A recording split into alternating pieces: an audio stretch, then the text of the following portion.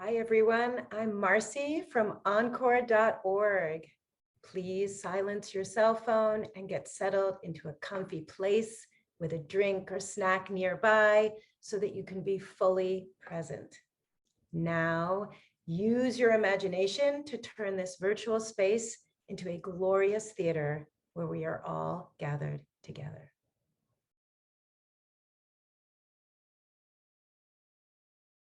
Well, a huge thanks to the folks at Encore, and we're just so thrilled to be a part of this Co-Generate experience. Very happy to share some music, but also a little bit of some stories. Since we're talking about mentorship, one thing that I realized quite quickly when getting into jazz in high school was that so much of the DNA of jazz is passed on through mentorship. The younger musician seeks out the more experienced player to get that wisdom, to get that advice, to get all the stuff.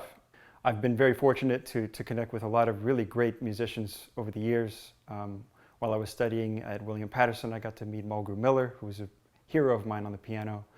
Got to meet Clark Terry and spent about 10 years getting to know and learning from him. And through Clark, met Quincy Jones. And feel very blessed to have been able to take part in the tradition of mentorship. But one of my earliest mentors, I'm very happy to be with here today. I met him while I was in high school, and it was at a Vail Jazz Workshop, a week-long program. And it was a life-changing experience for me, and so much of what he shared with all of us students and what he shared with me over the years are things that I think about constantly, and I'm very grateful to him for what he's imparted. And you've actually, brought it full circle too. You've allowed me to take part in educating, and has invited me to be a part of some of his camps as an actual teacher, which is shocking. But I really am happy to be here with the great John Clayton, and very grateful to you. And I guess if you had something you want to share. So, I'm grateful for you, Justin, and proud of you and everything that you're doing, have done, and continue to do. Yeah, the whole mentorship thing that you're talking about is something that happens naturally and is so deeply rooted in what we do. I know, for instance, I'm honored to have been a part of your career journey, but I think about, it just reminds me of mine, and talk about full circle, like you mentioned. In my young years, I got to study with and follow around the great Ray Brown, the bassist. And at some point, I was always thanking him for everything he'd do for me. And I said, you got to be tired of me always saying thank you to you, and he said, nope, I'm doing this for you because somebody did it for me, and you're going to do it for somebody else further down the line. And that's exactly what happens. That's exactly what goes on. And you think about full circle, your connection with Quincy Jones. Who would have known when you and I were first together? Here you are, this high school whiz, and Quincy Jones was a pivotal influence in my life. Ray Brown first, Quincy Jones. If Ray Brown was my dad, Quincy Jones was like my uncle, right? So it's kind of that kind of a thing. And here we are with Quincy Jones again being that one of those people that is pivotal in your life. Same thing with Clark Terry. And all of that points to actually how tiny the musician world is.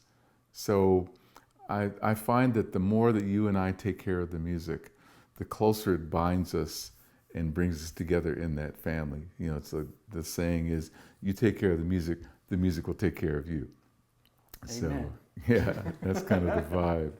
So anyway, yeah, it's just a natural thing, and I'm so happy that we're at this point in our relationship that we can play music together on this level and have this kind of fun expressing ourselves. It's really great. Well, let's do it, I guess. Okay. All right.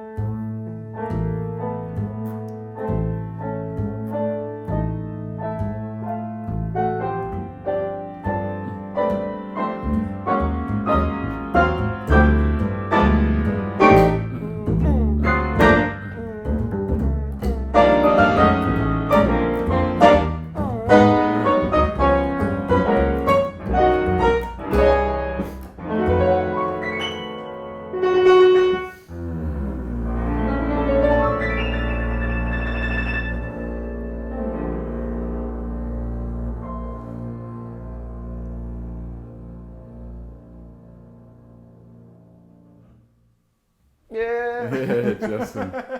Great. Thank you, John. Yeah, babe. Thank Yeah, you so man. much. All right. Yeah. Great. That'll do it, man. Yes. Another one? No, I'm just.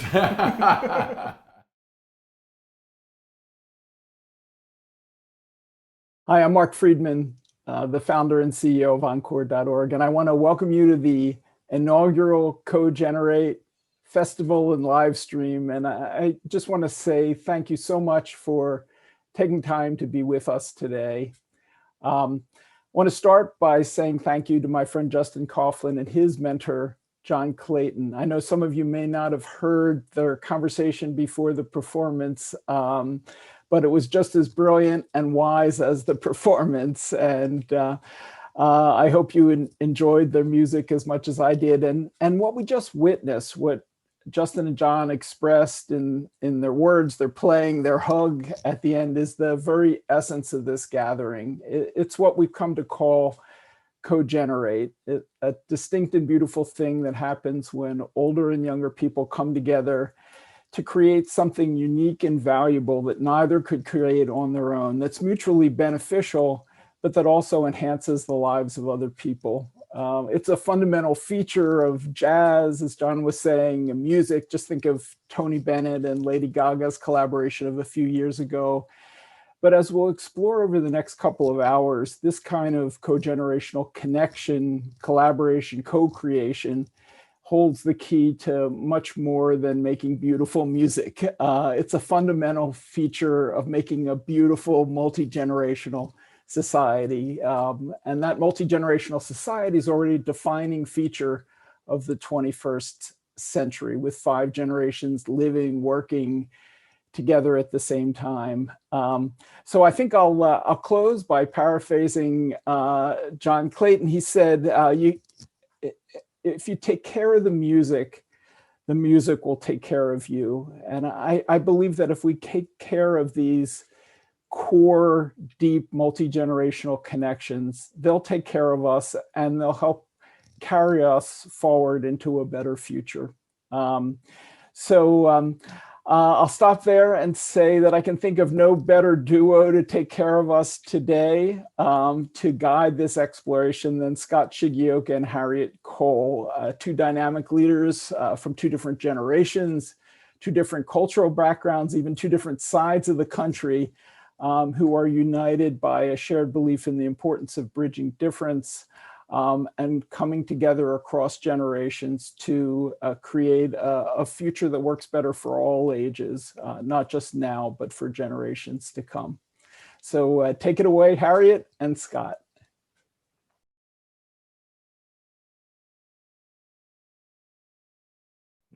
I was just like feeling and rolling with that music here. I was like bopping to the side. I was like, yes, this is so good. Aloha, everyone.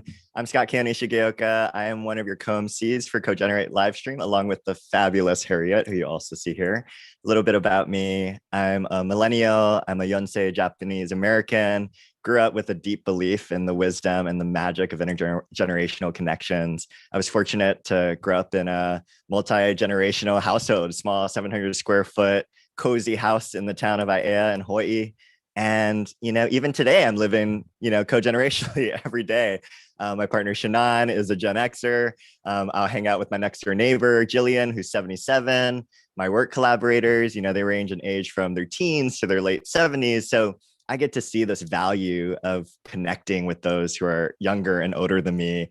And that's just like woven into my being, into the way that I live life. And even as a member of the LGBTQ community, it's Pride this month. And I think about the elders that have come before me, whose life I really, have so much thanks to give for the ways that I get to show up in this world.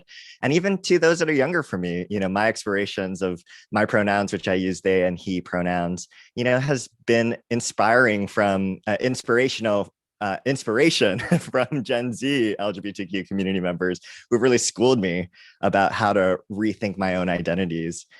So this is so important to me, and I'm so happy and grateful to be co-emceeing. Harriet, do you want to introduce a little bit about who you are too? Oh, I think you're muted. I am here now. Hello. Hi, everybody. Hi, Scott. I'm thrilled to be co-emceeing with you, Scott. We always have such a great time together, sharing joy and light, and that's what CoGenerate is all about. I'm Harriet Cole. I'm a baby boomer. I'm a 60-year-old baby boomer, African-American woman. I'm married to a Jamaican man who is 6 years my senior.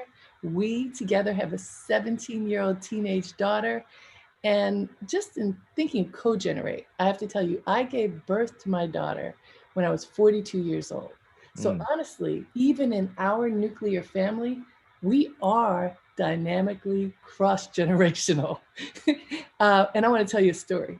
When my daughter was very young, she was in a stroller and I was pushing her in our neighborhood. I live in Harlem, and stopped at the corner, and the crossing guard looked at her, big smile on her face, looked at me, big smile on her face, and said, "Oh, is that your granddaughter?"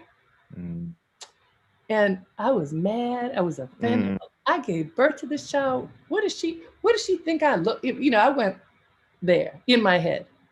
And later I thought about it and I said, settle down, woman. You could be her grandmother at 42, but instead you are a seasoned woman with so much experience.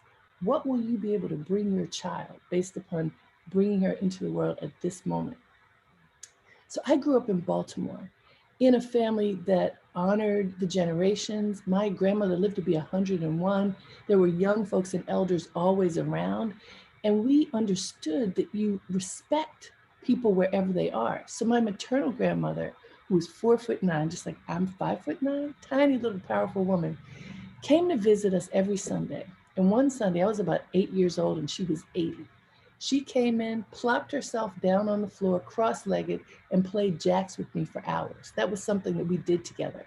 She was sharp, she was clear. There was no divide between us, even though there were many years between us. This is what we learned. One other story I want to tell you about this cross-generational thing of our family. I was an English major in college. I am a grammar buff. I love grammar, and I'm very precise about the use of language. So one year, my daughter was in middle school. She was about 10 years old, and she came home to tell me, "Mommy, I know how you are about pronouns.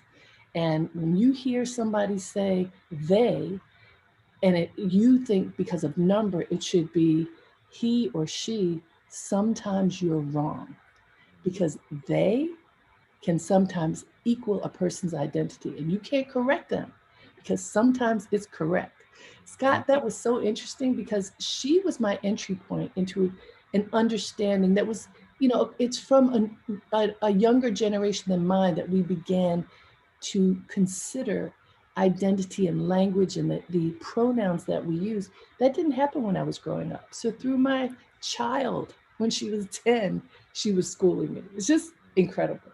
And today we are going to have the opportunity to dive really deeply into the richness of engaging each other from many different vantage points, from the vantage point of generation, age, and just like the two of us from different ethnicities, all the different identities that make us who we are. And I want to invite all of you to allow yourself to be fully present.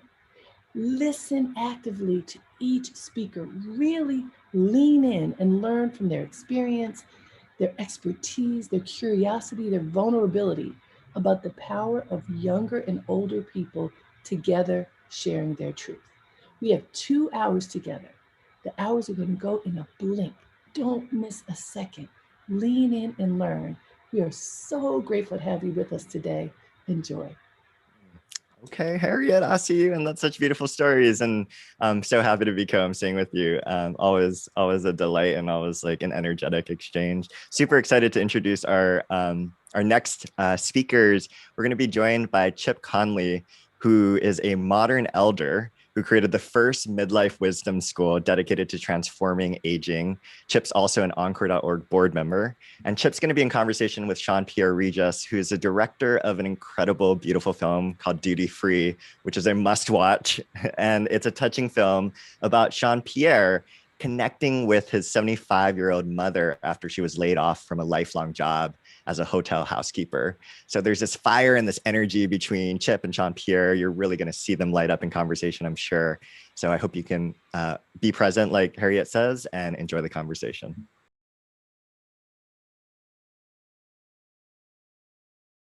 Hey. Hello.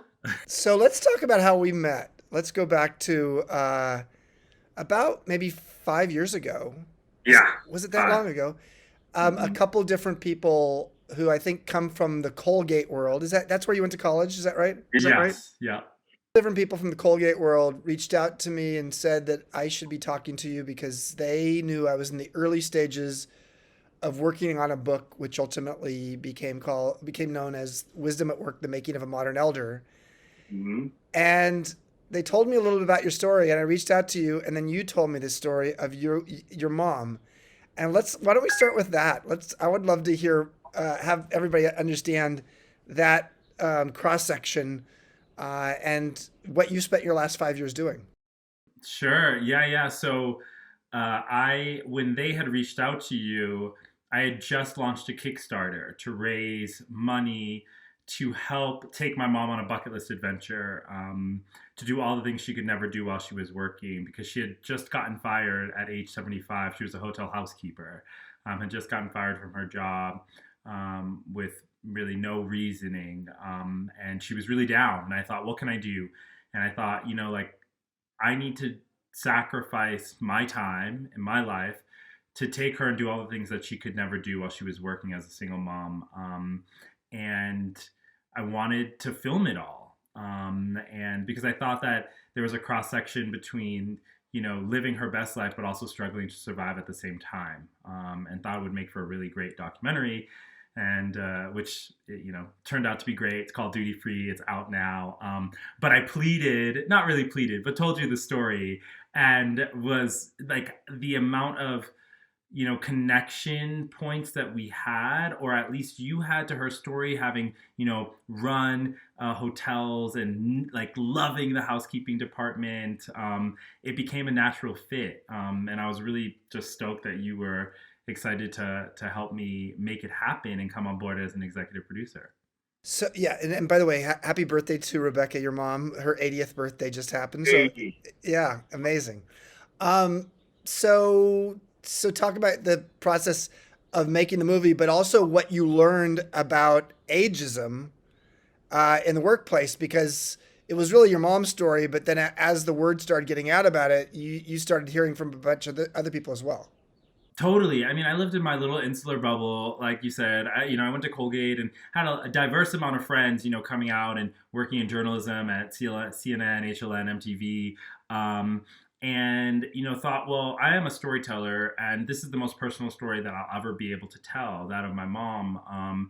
And so let me follow this. And I really spent the next 5 years following her around. And a lot of that was recording her trying to get a job, for example, and finding it incredibly difficult to get a call back, despite having all of the qualifications, to like looking at her work record from her prior employer and trying to decode, like, why did they fire her? Oh, wait, there's really no reason given here. And when the trailer went viral, the early trailer in 2017, we heard from thousands of people, as you said, from across the world, mostly in the US, who said, your mom's story is my story. Or I'm now the caretaker for my mom because, she was fired from her job and she doesn't know if she can survive. And so I learned by watching my mom try and traverse a website, trying to figure out how to apply for a job, to her, getting no real answers back from hiring employers as to why she didn't get a housekeeping management job that in, not that great of a hotel when she had done it for 50 years, and starting to realize, put the pieces together of how pervasive ageism is, from the coding of a website to, interpersonal relationships and how we see older people. And so now I'm sort of like, thinking that it's my place, as part of the role of the film, but also from all the things that I've learned that young people typically don't get to see enough, that like we are self-harming ourselves every day by living in an ageist, world where we make decisions that will hurt our future selves, right? Like we'll all be old at some point, or older if we're lucky. So why do the jokes that we make every day? Why do the decisions we make on the job? Why do we turn away from older people when those will be us very soon? Yeah, it's interesting. Your mom, in your mom's case specifically, she didn't have a lot of savings, and yet she was going to live a lot longer. And so what we have is we have this interesting thing where modern medicine and better public health has led to increased longevity. Although recently, in the last 5 years in the United States, especially for some demographics, that is not true. There's been a slight reduction in longevity. But over the course of a long period of time, there's been huge growth in longevity. And yet for many people, they can't pay for those extra years. It's almost a cruel joke. We're going to give you some extra years, but figure out how you're going to pay for them. Right. Good luck. And it's on you, right? I mean, there's a stat out there that is passed around all the time. It's that 40% of Americans don't have, $600 in their bank account, for a rainy day. Like 40% of Americans, that's a lot of folks, and it's not getting any easier. And, what I realize is a lot of these people, struggle, in silos, right? Like their struggle having 2 weeks pay, as my mom was given with $600 in her bank account, like that stays within families, right? That's not something you talk about or collectivize stories around. And so a lot of people are left struggling by themselves. And part of the reason we wanted to make sure that made it into the film and that part was really underscored was because my mom is part of this middle, right? Like when we talk about aging, it's the golden years or it's you're living under a bridge. And if you're over in that section where you're living under the bridge, that's all your fault, right? Like that's how we talk about it. But there's this massive generation massive amount of folks in the middle who are struggling to get by every day. And yet, we don't acknowledge that that's just the reality of living this country and it's not getting better. Yeah, it's interesting. So a little bit of my background to sort of amplify why we're here together is I am a very fortunate person in the sense that I was privileged enough to be asked at age 52 to join a tiny little tech company I'd never heard of before 8.5 years ago, called Airbnb in San Francisco. I was a longtime boutique hotelier. I'd sold my company at the bottom of the Great Recession. And to use a Robert De Niro quote from the movie The Intern, he said, "Musicians don't retire, they quit when there's no more music left inside of them." And I knew I had music inside of me, but I didn't know where to share it. And lo and behold, I was asked to join this little rocket ship and to be the in-house mentor to the CEO, Brian Chesky. But what happened for me was really interesting. I realized we're living longer, but in a digital society, it seems as if power is moving younger, because the average age at Airbnb was 26. I was twice the age of the average person there. So we're living longer, power's moving younger, and the world is changing faster. And those three variables have a lot of us in midlife and beyond almost bewildered and feeling irrelevant. It's the neutron bomb for people over 50, meaning the office is still there, but the older people are invisible or have left the building. And so it's, I think, a really fascinating phenomenon. And another component to that is the fact that 40% of Americans today have a boss that's younger than them. But if you're 55, that's 70%. And the US Department of Labor says by the year 2025, the majority of Americans will have a younger boss. So we don't have a history of understanding that. We've had a historically, it's been very hierarchical. The old manage the young. But we need to learn intergenerational collaboration like never before, because frankly, in many cases, it's the young managing the old today. I was curious about, my mom was there were often times where I would look through her emails after she was fired and sort of like see kind of the targeting that was happening around, technology particularly. And again, in hotels, technology is not like super advanced, but there are programs that need to be used. You are texting people now that rooms need to be cleaned or whatever, small changes.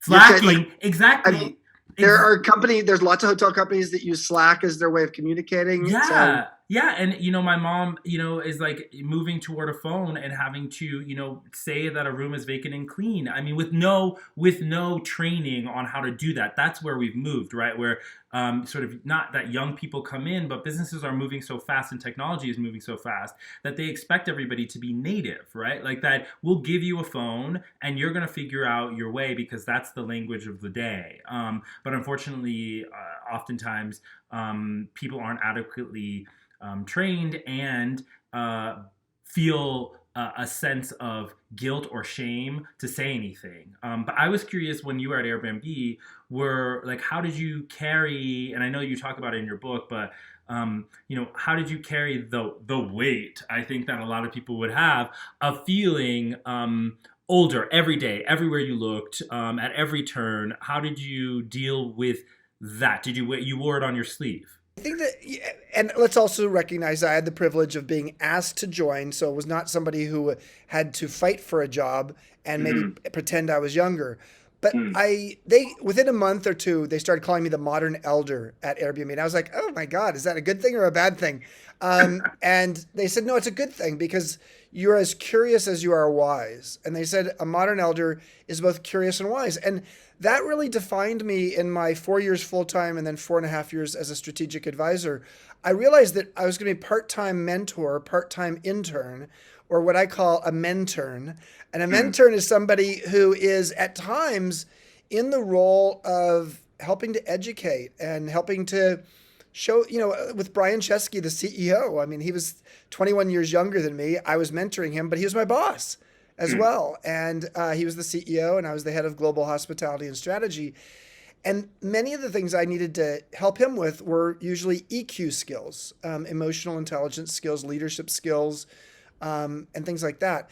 What he helped me with was DQ skills, not Dairy Queen, but digital intelligence. And because quite frankly, whether it was my own facility, I'd never used a Google Doc before. I didn't know what Slack was, et cetera, et cetera.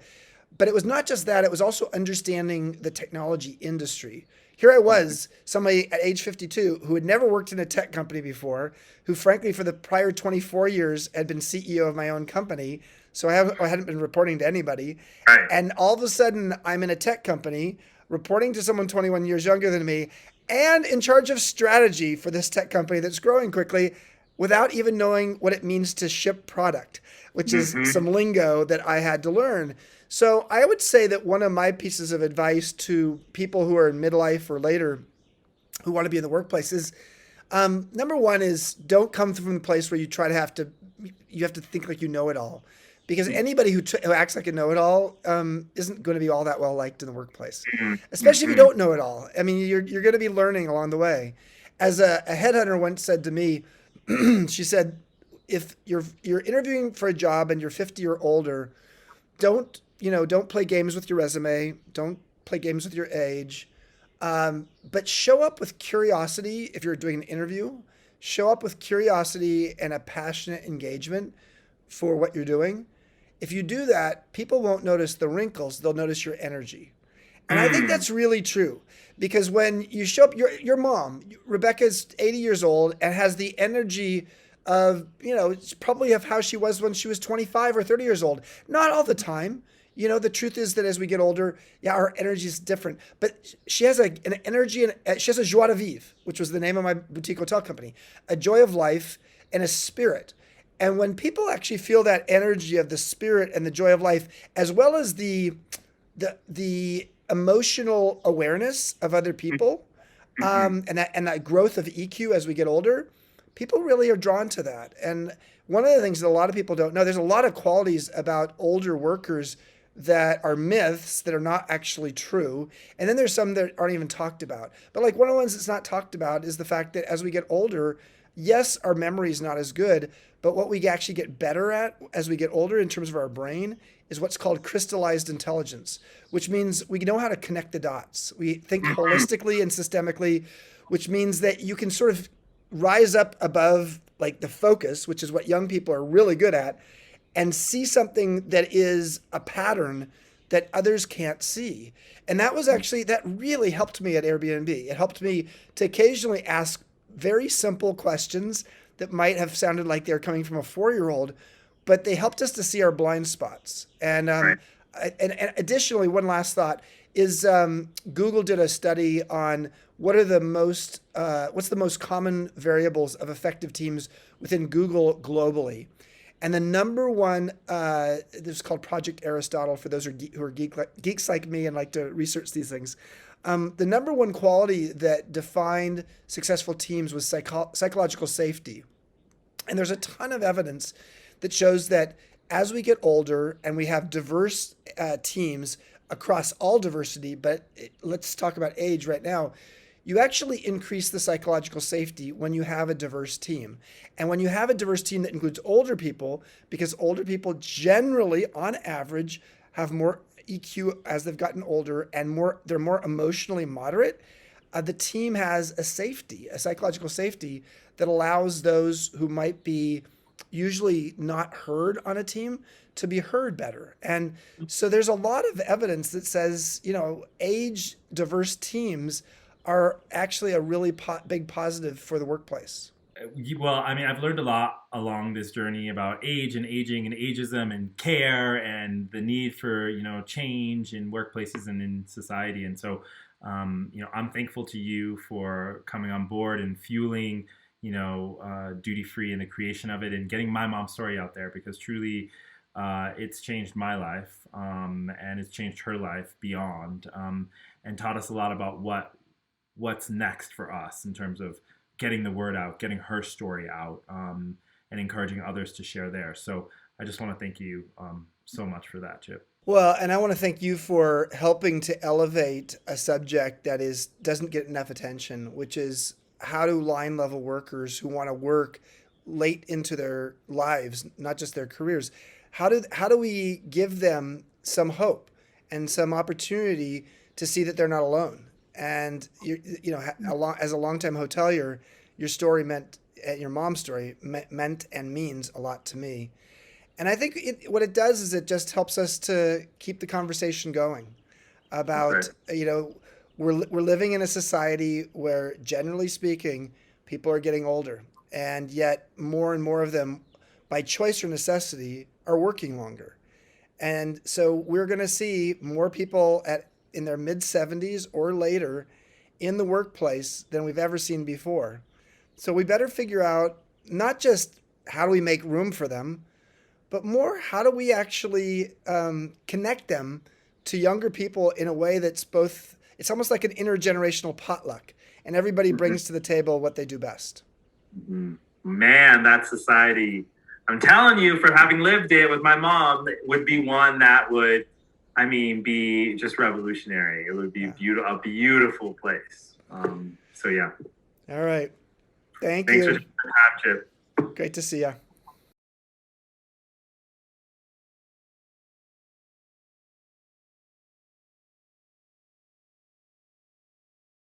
This is my mom, Rebecca. Hello. She always assumed she'd have a job. Smile. Then all of a sudden, her story took a turn. I just got fired. I want you to write out a list of all the things you could never do, kind of like a bucket list, and I want to do them. 77! You have one chance at life. For God's sake, live it the way that makes you comfortable. It doesn't matter what anybody else thinks. This is your life. Wow. That was so great, huh, Scott? So good. So good. Such deep So wisdom. Yeah. There was so much, like we could spend hours just unpacking that, right? But a few things. I took some notes. Chip says 3 things that are happening right now. People are living longer. Power is moving to young people, and the world is changing faster than ever.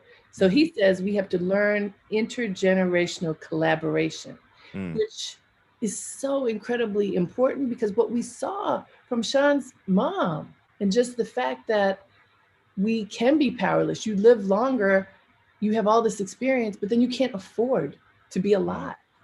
So to shift that paradigm is essential for the world that we are creating right now. And this is about power, right? Like this is about structures and systems that need to change. And, you know, I think even about ageism and how it goes in both ways, right? And how we need to acknowledge that.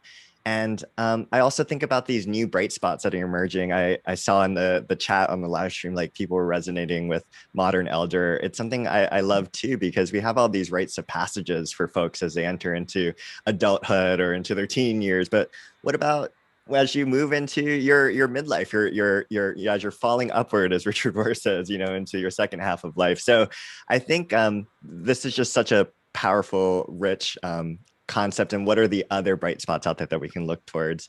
And I know no other bright spot than to introduce our next speakers today, Krista and Jen, 2 incredible humans who always remind me of the deep questions, like what does it mean to be human? You know, such core questions, fundamental questions.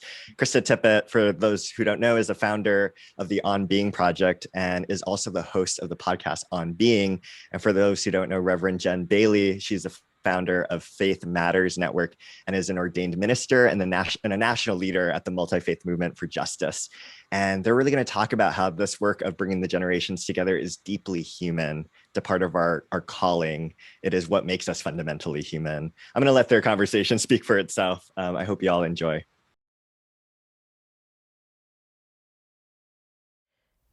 Real transformation is generations in the making, and yet things can also happen quickly, right? It's moving quickly and slowly at the same time. I'm curious if for you, this 2020 and beyond feels like a before and an after. When I think about 2020, it certainly feels like there's a definite before and after moment, because this is the year that I became a mother. And I certainly think a lot about what my life was like before Max and after Max. And I think there's some parallels in this moment we find ourselves in. I believe we're in a moment of birth in our country and in the world. And what I learned in the birthing process is that the moment right before you give birth, called transition, is often the hardest. And so my hope is that out of the tragedy of this particular season and moment, there will be something new, something that we can aspire towards, a vision of a multiracial, multi-ethnic democracy made real, in which everybody feels like they can belong. And I realize that that might sound a little Pollyanna-ish to some folks, but I also know that in my own tradition, it is out of deep tragedy and grief that new life emerges. And I certainly think that is possible in this season. I've always found you so wise about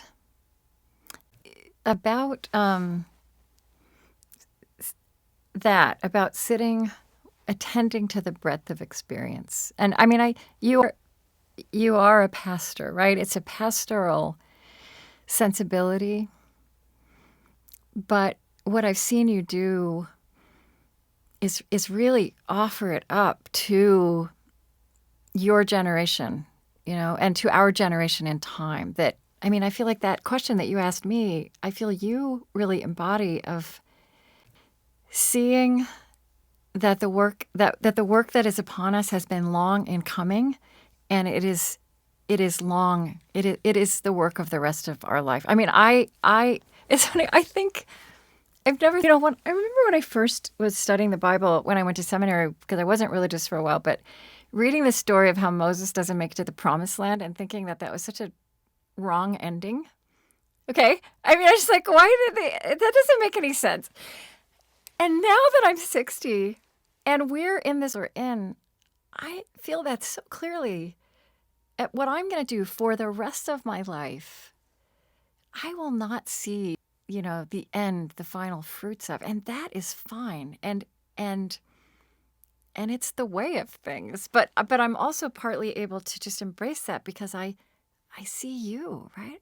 And so I want to, if part of what I have to do is figure out how I can walk alongside you and be of service. You know, when I think about the tragedies and the crises before us, I recognize that this is a work that has been decades, centuries, millennia in the making. Some of the challenges we face, whether we're talking about structural and institutional racism, we're talking about the climate crisis. And just as the issues that we're facing took a very long time to emerge in their current manifestation, I believe that it's going to take us a long time to completely attend to the wounds and ruptures at the heart of some of those issues. I also think being a young person who's been proximate to death, having lost several close friends in my early 20s, and now that I'm in my early 30s, having lost my mother and other folks that have been close to, I think that proximity to death has given me a certain view on mortality, and recognizing that I might not be here tomorrow, let alone to solve the great issues facing the world today. And that in order to get to where we're going, we just need everybody to take their part for the time that they've been designated here on Earth. And that to me feels like enough. It's enough to take up our piece. It's enough to go about this work in the right now. And yeah, I don't know why I internalize that so much, because I certainly feel like I'm a part of a generation of folks who can feel the fierce urgency of right now. And I think there's wisdom in taking, again, that long view of time and realizing for our own mental health and wellness that we can't do it all. Yeah, absolutely. You may have heard me say this. I mean, I think the questions that I started pursuing my work are these ancient questions of what does it mean to be human, and how do we want to, and who will we be to each other? And I think our great traditions arose to address those questions. They're universal human questions. And this is just another way to say what you just said to me. In the 21st century, the question of what it means to be human is inextricable from the question of who we will be to each other. And I think how we meet that question is really going to be the difference between whether we find ways to flourish or just survive.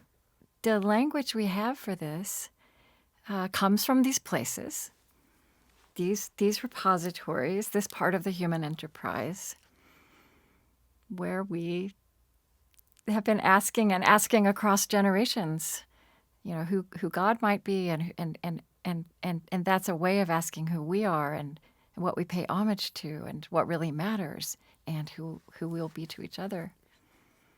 I mean, to me, that language, and even the language of mindfulness, right? it's really fascinating having started with a show called Speaking of Faith, The Turn of the Century. And that was a hard sell.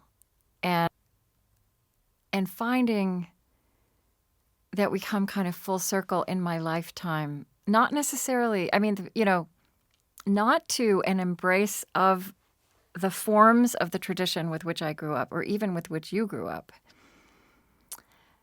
but of these, of the heart, of these aspects of the heart of it. You know, when I think about these questions, these great questions of faith about who God might be and who we are in this season, I think they're natural questions because they're about ways for us to understand ourselves in the world and in the universe. And in this season where there's so much dying, including the way that we think about many congregations and institutionalized ways of religion, I can't help but think that this is a season where we pay attention to what wants to emerge by composting, by taking that which is most nourishing and wonderful about the rituals that have grounded us, but also letting go of some of the toxic things that have poisoned religious traditions and caused a great deal of harm to others. And that feels important to me, that act of letting go, that act of letting death run its course, while also honoring that which has come before us and holding on to that which is most nourishing, that which is most life-giving in what our traditions have to teach us about how we are together and can be in community together. You know, Jen, I said a while ago that more and more I feel that I have things to throw my life at, and also part of my job is to walk alongside you, but also to figure out how that's of service, right? How it's generative. I don't think it's ever been more true in the history of humanity. What a big statement that the older generation doesn't have anything to tell the younger generation, but you deserve to be accompanied, right? You need to be accompanied. That we owe you that. And I wonder, I mean, I think this is probably a hard question to answer simply, but I wonder what comes to mind for you about just how I or people like me can make ourselves useful.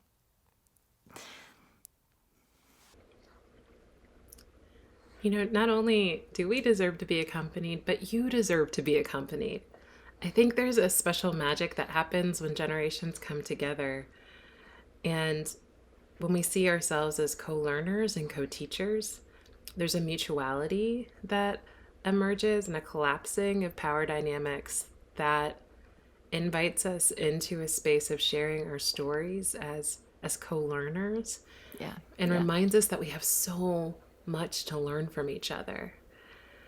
And you know, I want to advocate for a renewal of a commitment to each other across generations that I don't know, I know that word commitment can feel a little sticky to some folks, but I can't think of a better word. A commitment to not give up on one another in this co-learning process, that it is through the sharing of stories across generations that we can create pathways to community. That piece about, you know, not giving up on each other feels like the moral mandate of our time, at a time when culturally we are so deeply invited to toss one another aside, to say that we're not going to give up, that we see something beautiful and important, indeed vital to our survival in this conversation across generations, feels countercultural and necessary to me. Yeah. Before we finish, just what a joy it's been to watch you become a mother.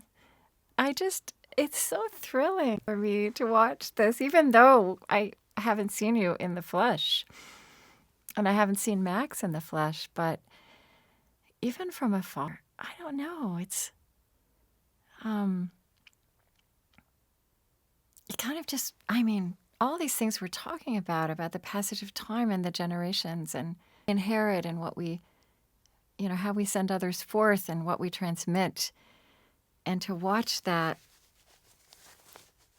incarnate, to use a religious word, in you becoming a mother, and the just the delight that little boy is, that just comes through pixels, it just jumps out of the computer screen. And yeah, and you and Ira making that fit together,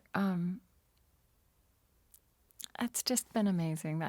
I love that. I love actually I told you about I've had elders, but to be the elder and then to have this experience is a real gift.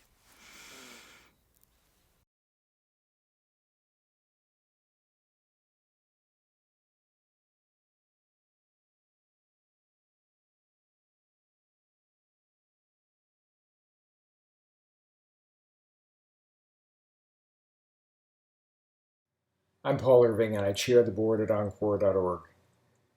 We face such big problems in America, and we really need at this time new solutions. But new solutions requires new thinking and new action. It requires bridging divides, and no bridge is more important than the bridge between the generations. If we can connect young people and old people and harness their talent and wisdom and different perspectives, different points of view, we can tackle these intractable challenges that seem to really freeze us in many ways in America. And so that's why this effort, this process of bringing generations together, of co-generating, of thinking about new ways to solve problems is so important and so timely. We've never faced a period in which connecting the generations has been more important, and I've never been more excited about the prospects for its success. Have a great conference. It's something of a mystery. Here we have added 30 years of life over the last century, and yet we are more age segregated than we were at the beginning of this, and it just doesn't make sense. So, as a journalist and as a woman, I was also part of this huge desegregation of gender. When I began writing for newspapers, men and women were literally recruited for different jobs, and it was legal. It was accepted. The employment pages had men's jobs and women's jobs, and we broke that down in the name of equal rights. But one of the things that we watched was the richness of the workplace increase. It's not that sexism is dead, but we are now much more aware of what different people carrying their own different identities and experiences bring to the table. And we discovered what diversity really means in terms of creativity and innovation and thoughtfulness. Then in my own Encore career, I started the Conversation Project, a public engagement campaign to have people's wishes expressed and respected. So you would think that would be age segregated again, but it isn't, and it wasn't. It was literally about conversations, a lot of them intergenerational conversations, not only about wishes, but about what matters to people. And these conversations turned out again to be among the richest and most intimate we had. And simultaneously, I began working myself in an intergenerational setting. The ages of our team ranged from 20 to 78. There wasn't generational conflict. It wasn't just even that the younger members were more tech savvy and we had more life experience, but there was huge intergenerational creativity. We co-generated literally this project about life and death. So I have seen it in action in both of these times. So the possibilities of being and striving together are huge. They're just enormous. And I find that remarkably exciting and enriching. I loved Ellen just like really bringing in this optimism and highlighting the value both Paul and Ellen, highlighting the value that younger and older folks bring, that we not only have to see each other's humanity, but we need to recognize the value that we each bring because of our sets of experiences and our own backgrounds. And then I think back to Jen and Krista's beautiful conversation. I mean, first of all, I just loved seeing the way that they were, love was coming from Krista to Jen, love was coming back from Jen to Krista, the way that Krista was like lighting up when she was talking about witnessing Jen's journey into motherhood. I mean, and then I know there was some comments about hearing Jen's little one in the background. I mean, so beautiful, so sweet. And just focusing on those key moments in our lives, on birth and on death, and how those two moments in our lifeline offer such incredible offers to us, and insight and wisdom about how to do this co-generational work. And I love that Joyce on the live stream chat quoted Jen Bailey when she said, not giving up on each other seems like the moral mandate of our times. I just think that we ought to continue to be in relationship with one another, and that is worth working towards. It is sometimes not always about being right, but it's about being in right relationship with one another and to walk alongside of each other, that concept of accompaniment, right, that they both talked about. I just feel so fueled, and I think about like, who are the Kristas, who are the Jens in my life and your life, that you get to walk alongside. Next up, I'd like to introduce to you the director and actors of the independent film Driveways. So the film Driveways, which is also an incredible movie. So if you haven't seen Duty Free, if you haven't seen Driveways, go and check those out after this live stream. Driveways centers on an unlikely friendship between a boy, which is played by Lucas J., who's going to be in conversation, and his elder neighbor, played by Brian Dennehy. And this is actually Brian Dennehy's last film, Roe, before he died in April 2020. So it's a very special film for many reasons, but also for that. And Andrew On directed the film. And today, Andrew and Lucas, two extraordinary humans who are also, across generations, will be joining us in conversation today at Co-Generate. So I hope you enjoy their conversation. Well, thanks for watching, Cody. You ready, bud? Do you need my help? No, not right now. Maybe later. I'm good. Cody. No, it's a pleasure having him around. He's good company. Call me if you need anything. Will do.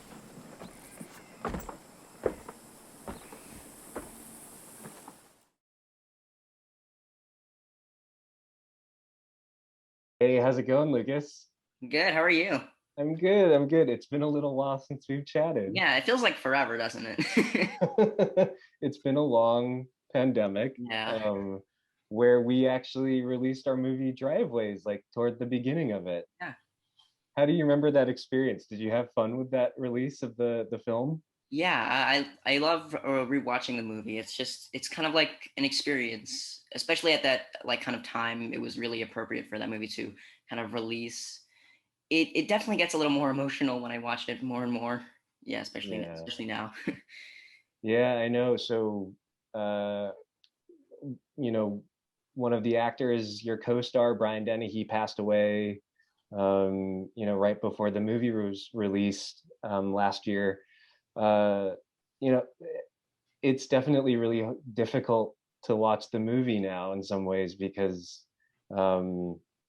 it's just such an emotional experience seeing him, and remembering that time we spent together in Poughkeepsie, New York.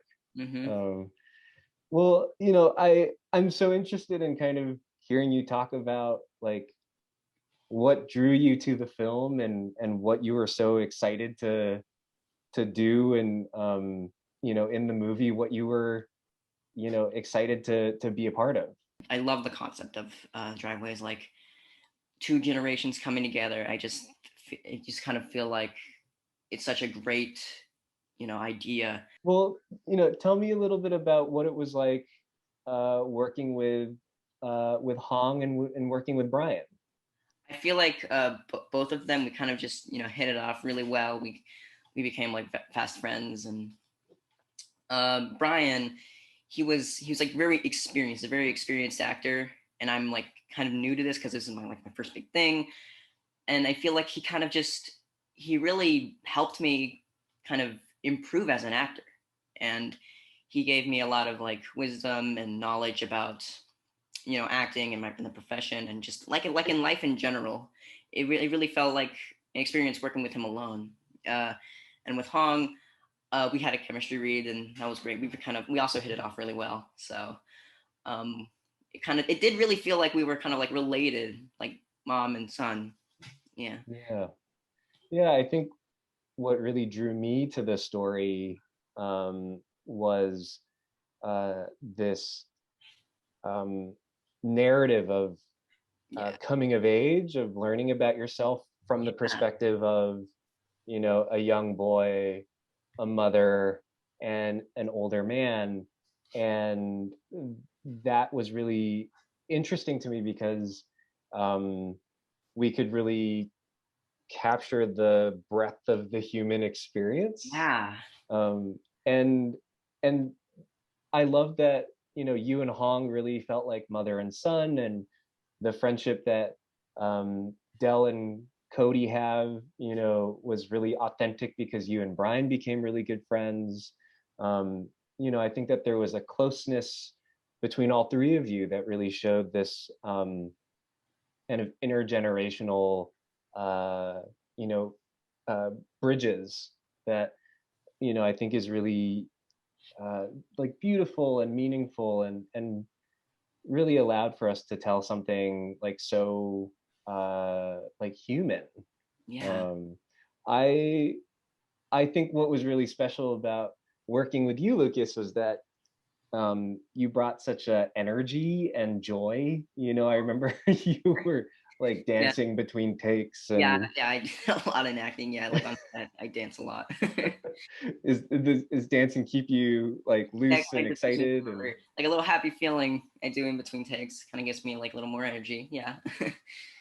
I think that energy was really, you know, infectious. And, you know, I think, you know, Brian, who at the time was 79, 80 years old, you know, I think he really liked having you around because it was really energizing and inspiring. It was like really such a joy to watch you working with Brian because you really brought out the best in each other, you know, and that friendship was so authentic. There's so much wisdom, you know, and insight that's being shared. And I think that that's, you know, really at the core of what makes Driveways so beautiful. Yeah, it kind of like shows how far our relationship has been, like how far it has come in such a short amount of time, like in the movie and in behind the scenes. Yeah, I think that you know, really shows that like even if people look really different because of their age or their race, that there is so much that we can have in common if you just communicate and spend time with each other. Was it cool to get the movie out there and get the response from audiences? Yeah, it really made me like happy for people to see this movie because it kind of teaches a little bit of moral and lessons, and the movie kind of is just this really an emotional roller coaster, and it kind of gives like this lesson about life, and seeing all these people talk about how great everyone did and how amazing the movie's story is just really gives me an emotional happy feeling. You know, why do you think that this movie is important for audiences to watch? I think it's about life experiences, and you cherish them, because in like the movie, Cody and Del have this like great friend relationship, and it's just so short and it's so fast, and at the end of the movie he probably never will see Del again, and so Cody has to like cherish that moment and really learn from Del. I think that many people can relate to that nowadays. Just, you know, make the most of these moments in your life with special people like Del and Brian. Yeah, I think sometimes these lessons are harder to learn when we don't get the perspective of someone older, right? Who has lived more of their life and has a perspective to share with us that, you know, will help us live our own lives. I think that that intergenerational connection and friendship is so meaningful because it really allows us to, you know, gain a perspective outside of our own, and that connects us as people to create a community. You know, that's kind of why I really love the title of the film, Driveways. Have you heard about how the title came to be? This movie is just like mainly focused on, you know, the driveway, but like the driveway between Dell's house and Abel's house. It kind of, I think it means it kind of like shows the separation between generations, but these two people of generation come together and have formed this friendship that is just amazing and sweet and full of heart. I think that's kind of what the title means. Just this driveway kind of shows a bit of separation between these two generations, but they come together so well in the end. That you kind of nailed it. That's that was really, you know, kind of the point of the title for Hannah and Paul. It was to talk about the spaces between people, you know, and sometimes that space can be a barrier, but then other times that space can be a place for people to connect. I think that especially kind of over the pandemic, it's really, you know, this experience I think has taught a lot of people about what separates us and how we can still find ways to connect, you know, that we can, you know, like reach out to each other, see what people need, you know, whether that's, you know, your next door neighbor or over Zoom or, you know, through letters. You know, I think that there are so many different ways to find connection when there's an obstacle, you know, and the obstacles can be a pandemic or, you know, a physical barrier, you know, distance. There's so much that can separate us, but I think that, you know, Driveways really celebrates the connection. Lucas, can you tell me a little bit about, you know, what you've been doing since Driveways and yeah, like what the journey's been, you know, post the film? It's ever since Driveways, I just kind of like, I've been getting a few like more like dramatic kind of acting roles. Not really much has changed other than my voice and my. How old are you now? I'm 15. You're Wow. 15. I'm 15 and I'm wearing glasses now. Yeah. I'm wearing glasses. My vision got like really weird. I'm nearsighted now. Every time I take them off, I just get like, who is that? Who is this guy? Why are my eyes really small? That's another thing that you and Brian now have in common is that you both had to wear glasses. Has there been any like major changes with you since the release of Driveways? Yeah, I mean, I think that I've been really thinking about myself as a filmmaker and what I want to do and the kinds of stories that I want to tell.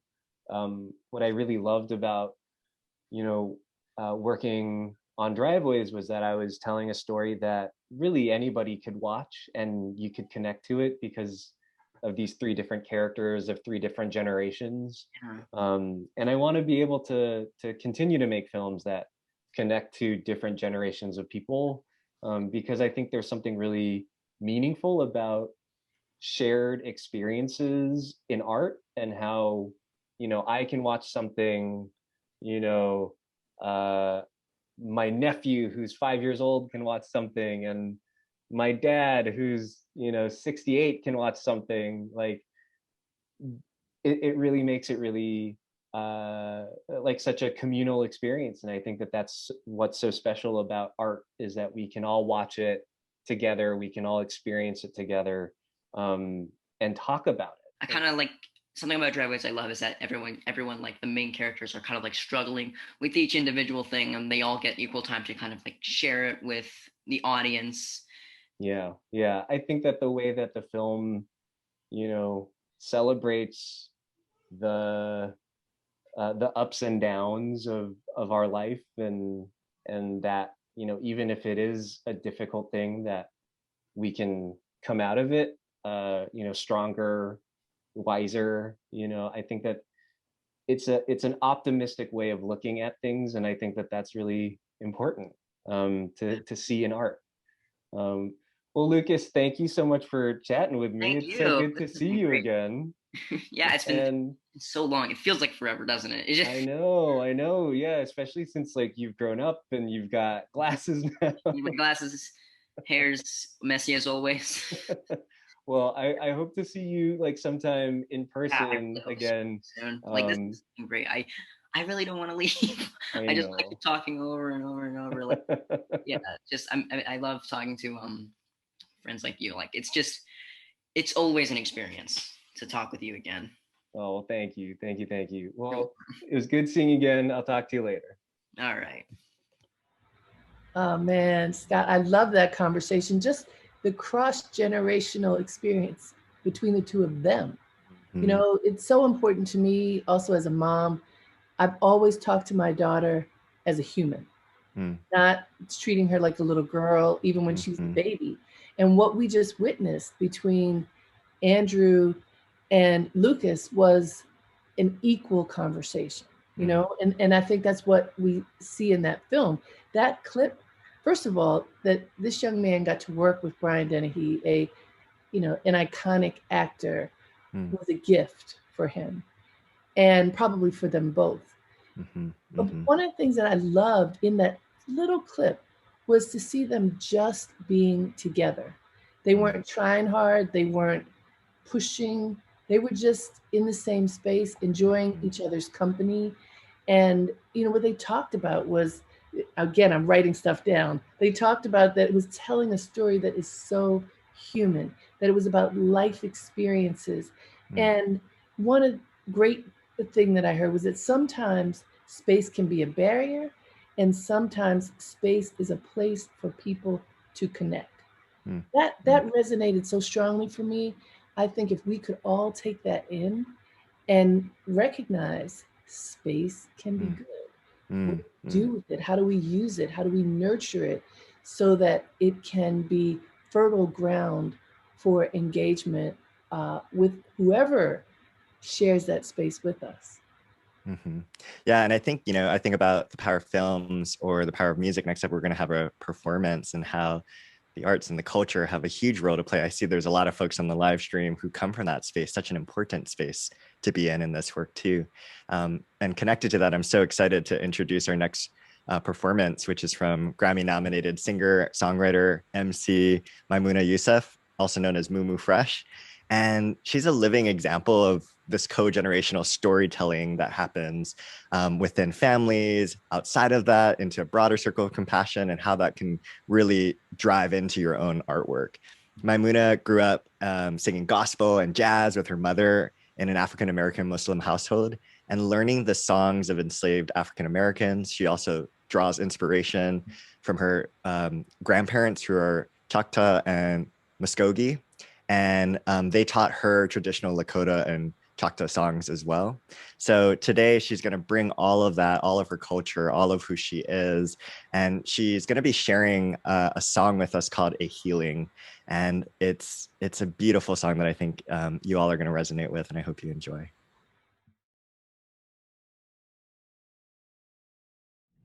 Hi, my name is Maimouna Youssef, and I am proud to present my song, A Healing, for Co-Generate. It is a song about intergenerational healing. It's a song about my parents, about your parents probably. It's a song that talks about the importance of forgiveness, to not pass down intergenerational trauma.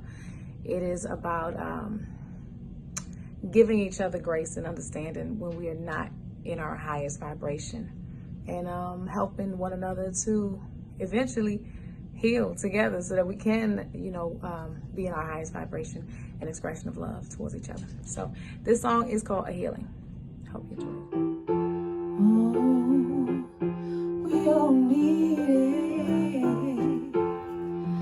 Yes, we do. A healing for me and a healing for you too. Everybody needs love, yeah. Even the flowers, they need love. And my mother, she needs love. And my father, he needs love too. A healing for me and you. It's always a strong one, strong ones who need a healing. When you get that feeling, when you're tired of dealing, no. And there's one thing on top of another, bringing the worst out of each other. Don't you know that when ends are closed, only fester as we grow old? Open up your heart, let it be done. There's a healing here for everyone. Hurt people, oh, that don't mean that they're evil. Oh, no, there's good left in them still. They're just blinded by the way they feel. Selfish and jaded, sick and frustrated. If I gotta be the one to say it, ooh, we need a healing when you're tired of dealing. Lord knows, yeah.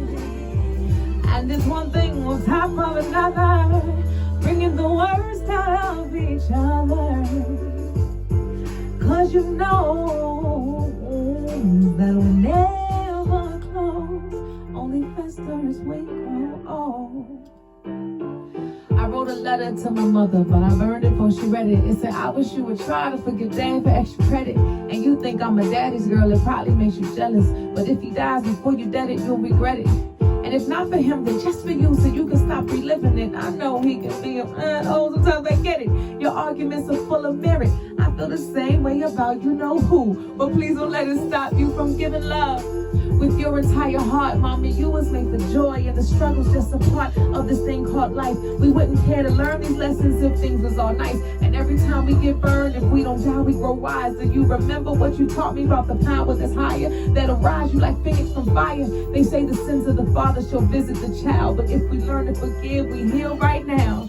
This feeling, we need a healing. When you're tired of dealing, we need a healing. And there's one thing on top of another, only bringing the worst out of each other. Oh, when you get that feeling, you know.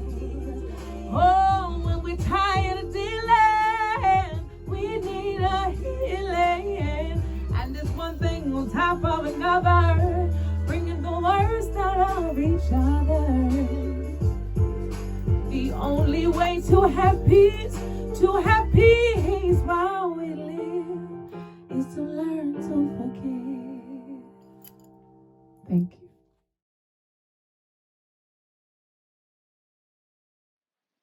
Warm greetings to you all. It's heartening to see Co-Generate focusing on bridging generational divides. An old African adage says, if you want to go fast, go alone. But if you want to go far, go together. We need each other if we're going to go the distance and build a better future for all. Intergenerational inequalities drive intergenerational injustice. Young people like Jamie Margolin, Shia Bastida, and Nakalia Jefferson have done so much to draw our attention to the climate crisis. They rightly decry the intergenerational injustice of climate change. Responsibility towards future generations is a universal value, shared by nearly all human traditions. We've not taken this responsibility seriously enough, and young people are paying the price for our inaction in the climate crisis. However, resorting to blaming and shaming older generations is not helpful. Not because there isn't blame to be apportioned, but because we don't have time for generational squabbles and silos. We need to work together to stand any chance of overcoming this colossal challenge. Equally, older generations must avoid seeing the bold clarity of youth as a threat. Instead, we must learn from the daily urgencies, struggles, and creative resilience of young people. What would be my advice to people seeking to work intergenerationally? I would suggest that every time you're tempted to use a generational remark, consider offering an invitation instead. Instead of dismissing each other's ideas, wisdom, and experiences, we can say, "Tell me more. I care about building a safer, healthier future with you, and I'm ready to listen."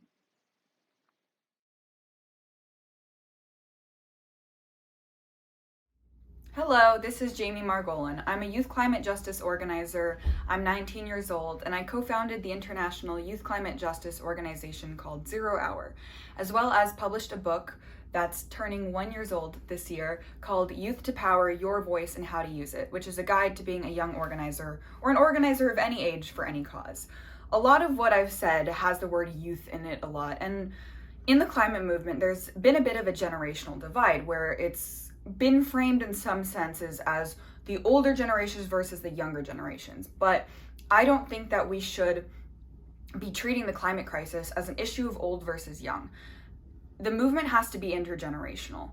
We have to fight the climate crisis with the energy and ideas of the young people and the wisdom and experience of our elders. And the only way that we can solve this is by working on it together.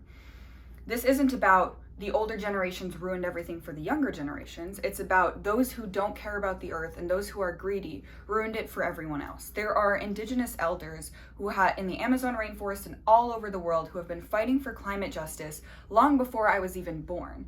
And it is not fair for me as a young person to claim that they have ruined the planet for me, because they aren't the ones who have ruined the planet for me. They're the ones who have been protecting it for me and who've been leading this fight that I am now a part of. The ones who we should be rallying against are not just the general concept of older people, but we should all collectively, all generations, super young people, teenagers, adults, young adults, people middle-aged, elders, everyone needs to be rallying against the fossil fuel industry, the animal agriculture industry, and politicians and corporations that put money over our lives and the planet.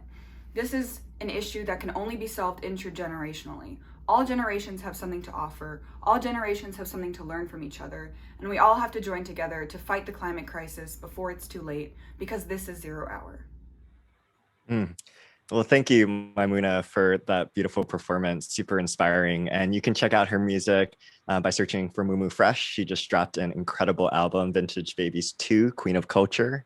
And I love how she sings and speaks to the power of love and forgiveness as this way of healing through this intergenerational trauma, which is such a big part of this work too. This recognition of trauma, which I love the definition of, trauma isn't the bad things that happen to us, but it's what's happening inside of our bodies because of that bad thing. We really need to, process that and use these tools that we have and connect to people to heal, to truly heal, like Maimouna was saying. And it reminds me of my love for fungi and for mushrooms, because as Jen had said earlier, they're nature's decomposers, right? And that's what we need to do. That's what we're called to do. And just like mushrooms can decompose toxic matter and turn it into nutrients, I think we can do that too. I think we can embrace our own inner mushroom.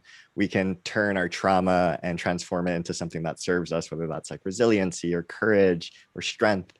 And I think about the power that then came from Mary and from Jamie, who were talking about the need for everyone of all ages to do the right thing, to really speak to act around the climate crisis, an incredibly pressing issue that affects people now, today, will continue to impact people, and their vision of us coming together so we can minimize the suffering that people are experiencing because of the climate crisis, and also to think about how our planet can heal and to regenerate. So it's all kind of weaves together in this beautiful way. And I think it's a perfect tee up to our next and final speakers as well. Oh man, you said a lot and we just got a lot. I'm going, let me take it all in. It's I had to drop the fungi mushrooms, like wisdom from nature. Fungi mushrooms. Okay, I cook with mushrooms. I love mushrooms. They're mysterious, beings on the planet that nourish us. And I love your description of how they can turn something awful into something great. That is what we are charged with doing, at least part of it. You can't just ignore the bad stuff or fight the bad stuff. How do you transform it into something that can help us? And we are so fortunate that the speakers we are about to talk to, I mean, they break it down. They have figured a lot of things out, looking over time and how we can explore and examine and then take action. So who we're about to hear from are Eric Liu. He's author, social entrepreneur, former presidential speechwriter, and the founder of Citizen University. And here's what we're going to say. He's known for making civics sexy. Yep, I said it, Scott.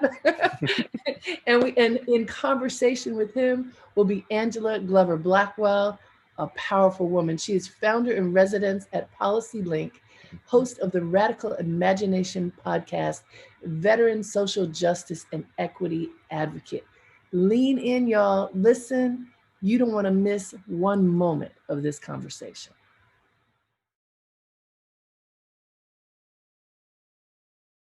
Hi, Angela. Hi there, Eric. How are you? It's great to be with you. It's really good. It's really good. We're in a moment right now where we face these vast social, economic, ecological crises. And yet so much of our discourse and so much of the way that power plays out in American politics and civic life is about intergenerational conflict. And a lot of it is about people saying, I'm thinking about me and my generation. This thing is good for me. It's working for me. And the fact that it may not be so good for the generations coming up, not my problem, right? And I think that part of, in a sense, the American way, that you think about this eternal now, and you never think about the consequences downstream. You never think about ways in which our choices and omissions are going to leave a legacy of brokenness and harm to the generations coming behind us. How do you feel like, I mean, are you hopeful in this moment that people are awakening to the fact that, whether at the individual personal scale or at a full cohort of a generation scale, it's not just about you anymore, right? It's not just about me anymore. It's about this intergenerational chain of responsibility taking. Are you hopeful that people are waking up to that in time? Or do you feel like we're late and it may not be in time? Different cultures are bringing different intergenerational experiences and values. For example, as a Black woman who has been in this struggle since I was from the moment I came out of college, so all my life now, five decades, I have been a part of seeing what can happen when the generations collide. Because when I came out of college into the Black Power movement, the generations were colliding big time, exactly in the way that's happening on the national stage right now. Because what you had was Black people who had grown up during a period of trying to just do integration, trying to just not be killed, trying to just be able to be accepted as human beings.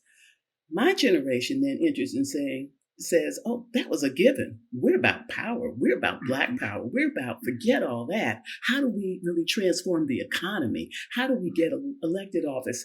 And the older generation saying, whoa, you don't know what you're coming up against. And that created a real clash, a profound one. I'm not seeing that now.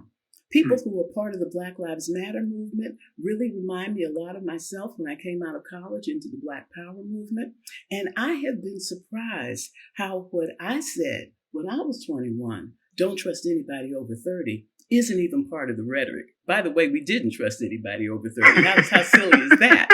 And I don't feel that coming. I feel the impatience. I feel the anger, I feel the explosion of creative ideas and daring, but I don't feel move out of the way. People want to hear what we've been through. They want to know what you think. And so I think the Black community brings something into this moment that other communities hadn't quite had to deal with, though I think the anti-war movement in the Black community, in the white community also brought some of that. But in the Black community, it was front and center. And so that's another thing that makes me hopeful. We have experience under our belts that allows us to be able to say, let's not make the mistakes of the past, but let's understand that those mistakes were made because of real angst and real tension. And good things happen because we didn't sweep that tension under the ground, but we leaned into it. People got hurt and people got educated. Progress got made and we all got smacked down. And now that we're coming back again to try to change, we want to unleash the power of the young, capture the wisdom of the older, and create something new that all of us will be proud of. I also am net hopeful about where we are as a society because I think, across the board on different issues, whether literally on immigrant rights issues, where people think in generational terms, I too see a lot of intergenerational locking of arms, sharing of strategy, not a sense of, hey, I was born here, so I'm pulling up the ladder. Like, it's your problem to figure out how you all are going to, make your way in the society, you all newcomers, whether you're documented or not, right? I see in people like me, children of immigrants, this heightened sense of responsibility to ensure that the new generations of immigrants and refugees and newcomers truly belong culturally, belong civically, belong in terms of voice, and belong in terms of power, right? And but if you take it outside of even a specific issue like immigrant rights or civil rights more broadly, just to an ethos, I'm also hopeful. Our work at Citizen University is pretty intergenerational across the board, but one way that we've done that is we've activated a lot of young catalysts, people who are in high school right now. And we are, part of our work is to teach them about power, but honestly, maybe the larger portion of our work is to learn from them as they practice power, as they start figuring out in their community how are they going to build an interfaith, a safe interfaith space in their community? How are they going to advocate for LGBTQ rights in their part of the country where those rights aren't always a given? How are they going to mobilize people in a part of the country that's relying on fossil fuels toward reckoning with climate change? And as they're figuring stuff out, they're reading from playbooks that my generation, your generation have helped to write, but they're also coming up with solutions and ways to frame and solve the problems and questions and ways to organize and invite people in that I'm like, wow, I hadn't thought of that. That's interesting, right? And so I feel like we're in a time that's really, truly generative. Like there is a feedback loop of learning that can happen on all of these issues of equity, justice, and just claiming of that fair shot. Yes, I think that the examples that you've used are really good ones. The notion that fresh eyes can frame both the problem, but the solution and the aspiration in a way that can really capture the imagination of people who've been in it so long that they have fallen into what's the campaign we want to do? What's the next policy we want to get put in place? And those things are in relationship to something larger, and you often lose sight of the larger, or you dare not think it. Just take the mantra, Black Lives Matter. The first time I heard that, it was like a slap in the face of joy. It was like, awake at last. Because you keep struggling with, why do these Black men keep getting killed by the police? Why are these schools so horrible that Black and brown children have to go to? Why do our systems of support never quite provide enough to thrive? And then to have to just say, it's because Black lives don't matter.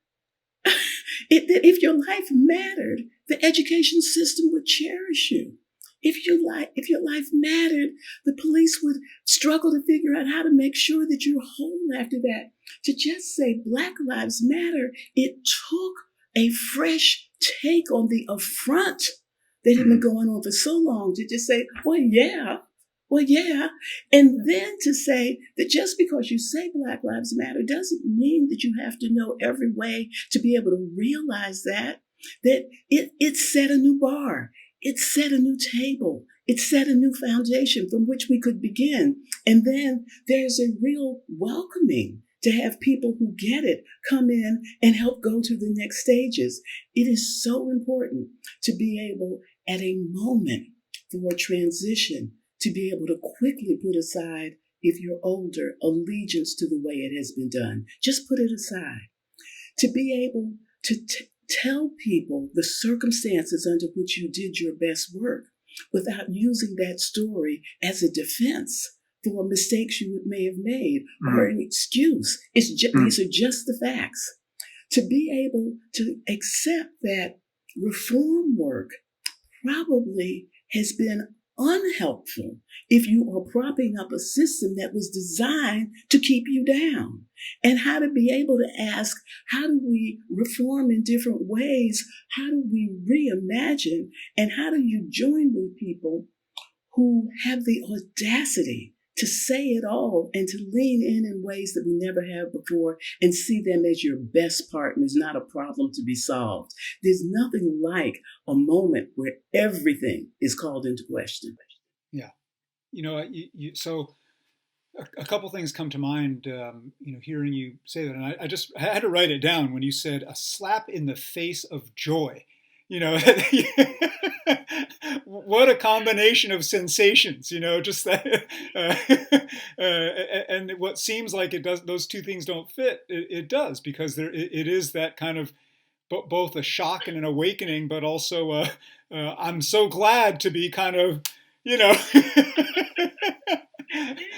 to have eyes reopened, and that sense of awakening and the ways in which people are awakening, of course, brings us into maybe one of the most overused, abused words and concepts in the discourse right now that also has a generational cast to it, and that is the word woke, right? And I'm just, I don't know. I mean, I'm very curious, Angela, just from a, as you look across the decades of work that you've done here and seen different generational shifts of the ways that you've described, I think part of the attainment of wisdom at any age is just, as you were saying earlier, to let go of things that don't work, but it is to let go of certitude, right?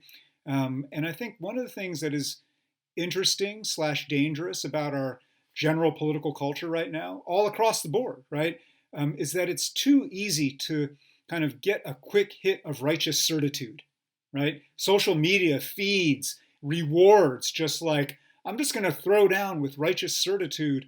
And what advice do you have for the younger generation coming up about, how to have moral clarity about justice on the one hand, but not fall into so much righteous certitude that you end up, almost blocking people out or not seeing the full humanity of people who might be actually folks you could bring on side, to the cause. What is your feeling about all that? Certitude is both a tool for being able to move an agenda and a block to moving an agenda. I'm going to go back again to when I became woke right out of college, woke by the Black Power movement, woke by an understanding of how within the Black community there were divisions along lines of income and education. And I hesitate to share this, but I'm going to share it anyway because I'm sharing something from my mother's diary. Now, what could be more personal? So I have to ask myself, would my mother appreciate me sharing this? And I conclude that she would, because she would be pleased to hear me wake up even more. That back when I was in my early 20s, and I was so certain that the classism, that the bourgeoisness in the Black community was part of the problem that we were having in terms of not being able to realize the fight for full inclusion. And I was vocal about that, and I had critique for everything. And when my mother passed, I was reading one of her journals, and she kept journals, which is a wonderful thing. And one of her journals from back then said, she called me Angie. She said, "Angie makes me feel ashamed of being middle class." I thought to myself, whoa, because for Black people to have obtained middle classness against all the odds was an extraordinary thing. And it has created a platform that Black people have been standing on in terms of political power, in terms of assets, so much. I understand what I was doing, but I was having an internal conversation with myself. I was trying to develop my theory. And in trying to develop it, I was certain, because I was trying to become something. And so I had to be certain I wanted to become it. And that certainty impacted others. It was good that I went through that, because the clarity that I was able to gain on so many fronts has helped me to be open to new ideas. But it was not a good thing that I could not connect with my mother around all that she was bringing. And so when you ask me about the certainty, it is helpful, because if you start off skeptical, you won't make bold steps. You won't make bold steps if you don't have confidence. So that certainty helps you to sharpen the question, to move forward, to be able to be disruptive. But a certainty that keeps you from growing, that locks you in a single place, that doesn't enable you to hear and realize that to really do what you want to do, you've got to attract people. You don't attract with too much certainty. You repel. So I'm not against certainty, but certainty that is a problem is a problem. Yeah, I love that, and I appreciate your sharing that that passage from your mother's diary, and I agree. I'm sure she would approve of that, and I'm also just feeling, as we sit here, I'm 3 months since my mom passed away. And I've been thinking and feeling a lot about her. And one of the things that marked my mother throughout her life is that she managed to retain, I don't want to say childlike, because that makes it sound simplistic. She retained an openness, the open-mindedness and the open spirit of someone young throughout the length of her 84 years, right? And I hear that in every elder who I admire, right? There are different elders on different issues in different domains who I admire for different reasons, but they all have that through line, maintaining kind of an openness of heart and an openness of mind. And of course, I feel that in you. It's I think why we feel connected to each other, but I was thinking about just kind of the mirror image of that, or the counterpart to that, which is elder-like wisdom in young people, right? Which I think these times are giving us lots and lots of examples of, right? And on issue after issue, right? If you think about the young people who are changing the frame of the possible as part of the Black Lives Matter movement, whether on policy issues like policing or criminal justice, or frankly, more broadly on culture, right? On just the cultural question of whose stories matter, whose voices are part of the American song and symphony. The young people who are driving that work on that set of issues, let alone on a whole range of other issues like climate change, like kind of peace across borders and across identity groups. I'm finding more and more this wisdom that, as I firmly have both feet now in middle age, I try to stay young in spirit, but I find like I need to build structures in my life where I'm routinely channeling and getting feedback and ideas and spirit from younger people. You are so right when you talk about the fact that young people bring plenty of wisdom too. It is so true. The wisdom that comes from reading and study and looking out at the world, the wisdom that comes from being grounded in the culture and saying, what are the implications of that for my life, for my work? I find that constantly. I'm really finding it right now. I think that the diversity that one needs in order to make change includes diversity of age, and I have always sought it out. I find that people who bring fresh eyes, impatient eyes, and angry eyes actually make you see things in ways that are very important. It is so important if you care about trying to create a space in which all belong, that you have to be able to be in constant touch with those who feel that they don't belong. What does it feel like? Where does it come up? What would make it different? That is just so essential. And so, yes, I have always sought it out. And I haven't sought it out as a formula. I have sought it out because that's just the way that I live. I'm going to go back to my mom for a moment. Another good story about this. That at the time that I got married, and I got married very young, I wore my hair in a natural. And at that time, not many Black people did. And none of my mother's friends did. And they kept asking her if I was going to straighten my hair for the wedding. And she got tired of defending it. My mother got a natural. I mean, so that just says so much about her, but it also says a lot that is in me to say that if I have to keep defending people who are younger, people who have more of an edge, if I am defending it, why am I not being it? And being able to understand that space that you're in, it's one thing to defend, it's another. If I have so much defense of it, why am I not reflecting it? And to think on that. And so I misspoke earlier when we talked about generations, and I talked about young people bringing in impatience and older people bringing a wisdom, because you can be old and impatient and disruptive, and you can be young and wise and methodical, and bringing it all together really is all the elements that we need to make change. It can come from any place. It can come from any place. And if you're isolating yourself from those different energies, you cannot be transformative in your work. You know, a lot of what this whole gathering that we're part of, that this conversation is part of, is around culture in the sense of what you were just talking about, right? The question of whether to wear your hair natural, it was not a policy choice. It was not legislated by anybody. That was purely about social norms, right?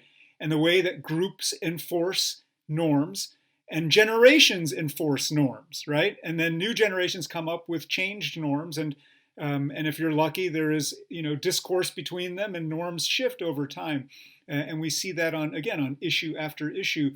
Whether civil rights, whether marriage equality, you name it, right? Norms change over time. And, I think one of the things that is where I do think there's particular wisdom, if I had to kind of criticize younger generation actors right now, maybe they don't know as much as you and I did, because maybe they didn't get as deep a civics education in their schooling as you and I did about the machinery of government.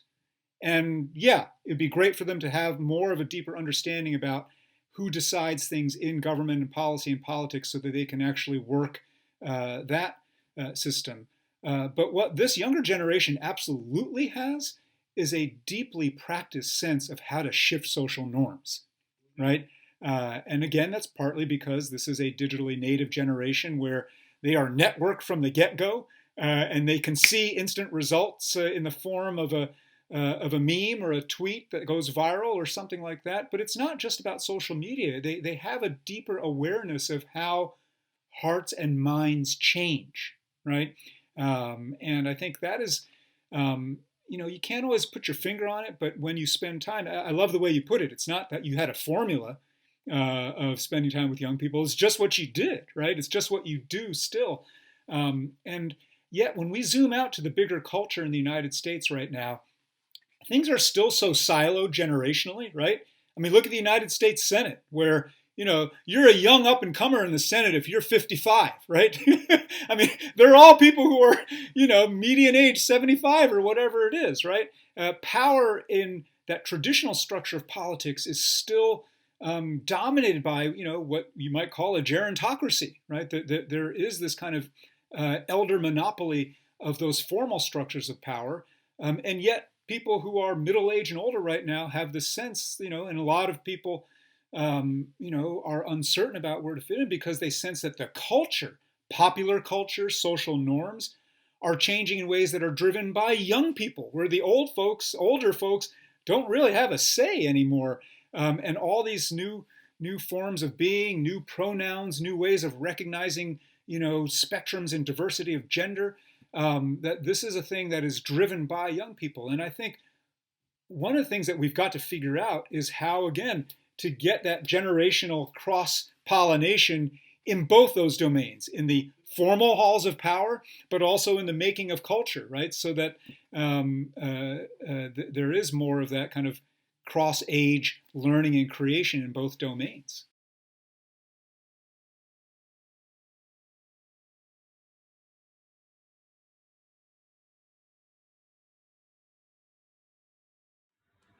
Wow. Wow, wow, wow, wow, wow, wow, wow, right?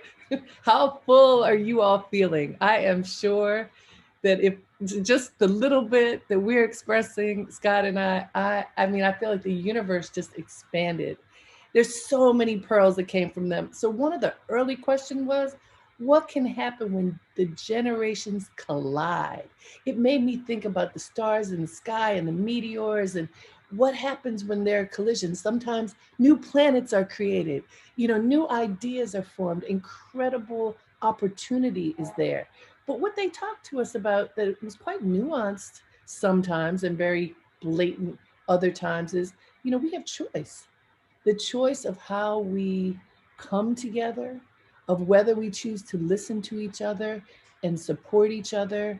I mean, here's another thing that right now, we can unleash the power of the young, capture the wisdom of the older, and create something new. Don't you want to do that? Like right now, what are we going to create that's new with each other? The challenge I feel that is before us is when we leave here to go out and consciously make the choice to connect with people across generations who share our values. As I'm looking at the notes from that conversation, the discussion about certainty I thought was really interesting, Scott, because there was this sense of certainty helps you to sharpen your questions so that you can, push forward. You need certainty and confidence in order to push through, but then it was don't let it lock you in a single place. And I think of conversations that I've had when, at different stages in my life, when I was young and thought I knew absolutely everything, now that I'm older and sometimes get caught up in thinking I know absolutely everything, that's certainty. But to recognize with compassionate eyes when someone is stuck in that certainty, to try to figure out a way to help them to get unstuck. It can be very difficult because when you dig in your heels, and I know it can be hard, but maybe this is a space where we can massage the conversation and help open the conversation to a broader dimension. I think, there's so much grace, right? Grace is a word that comes to mind. Compassion is another word that comes to mind. Grace and compassion towards others, but also towards ourselves as we do this work of coming together, across ages. Anytime you're bringing, differences into space, on one hand, that's incredibly beautiful and that leads to better outcomes when that is well managed and well supported and the conditions are set. But on the other end, it's full of tensions. There's difficulties that happen too. And, I think it requires us to be self-compassionate, to have grace towards ourselves, to have compassion and grace towards others as we do this work. So if you feel the affect, the emotion coming up through you as you're working through, these issues, moving into your work on racial injustice or the climate crisis or social isolation, whatever it is that you're working on, to give some grace to yourself, to give some compassion to yourself and to others, so that you can do this work well. Well, I love this recap and the way in which we've kind of just like tried to thread all of the different magical moments that have happened today. And I can't think of a better way to end this day than to have a performance by Milk, a new friend of mine, an incredible human, musician, songwriter, who really has that radical imagination that Angela and Eric were talking about. And I can't think of a better way to close the program. I mean, she's moving, and I hope she activates you with her performance of If I Ruled the World. Really just a vision of a better future for all, a world that I want to live in, and I hope that you want to live in too. And thank you all so much for joining us.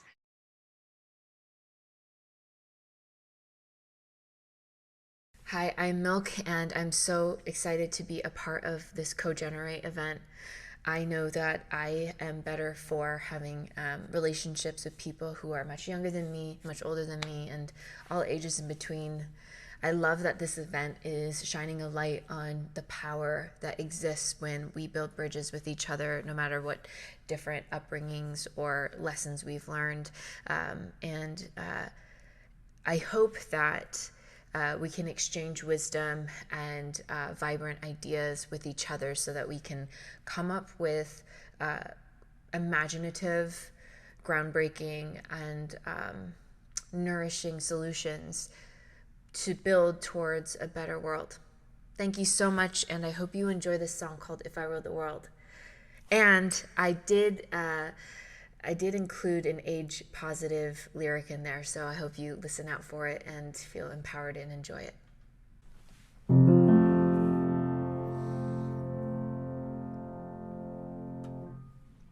If I ruled the world, if I ruled the world, ruled the world, ruled the world, I give the power to the people. Everybody would be equal. Fight Club would have a sequel, and my rent would be much cheaper. Jenny wouldn't hate her figure when she's small or when she's bigger. She'd be kissing on the mirror, and the Wi-Fi would be quicker. Everybody would recycle, fewer cars and more bicycles. No more fighting for survival. You would hear this song on vinyl. If I ruled the world, if I ruled the world, ruled the world, ruled the world, if I ruled the world, if I ruled the world, ruled the world, ruled the world, you'd see a doctor if you're sick. Mary, don't you worry about it, 'cause there be no crazy bills, no more $1,000 pills, and age would be a source of pride. You've got beautiful lifelines, 9 to 5 includes your nap time, and there be TED Talks at halftime. All the sexist, racist bandits would be sent off for rehabbing, and instead of feeding fear, we'd be feeding half the planet. Damn it, if I ruled the world, if I ruled the world, ruled the world, ruled the world, if I ruled the world,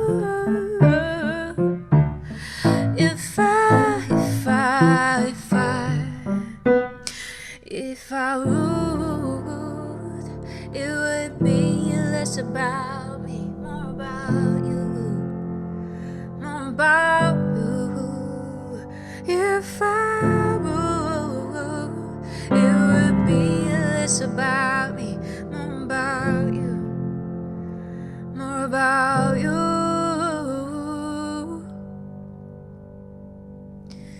We'd be kind to refugees, plant more trees in inner cities. We'd bus kids to see the ocean. Some kids never see the ocean. I made who's more beneficial. I make every driver signal. Only love is my objective. Only love is my perspective. I keep music in the schools and hear every point of It would be less about me, more about you. If I ruled the world, if I ruled the world, ruled the world, ruled the world. If I ruled the world, if I ruled the world, ruled the world, ruled the world, it would be less about me, more about you, more about you.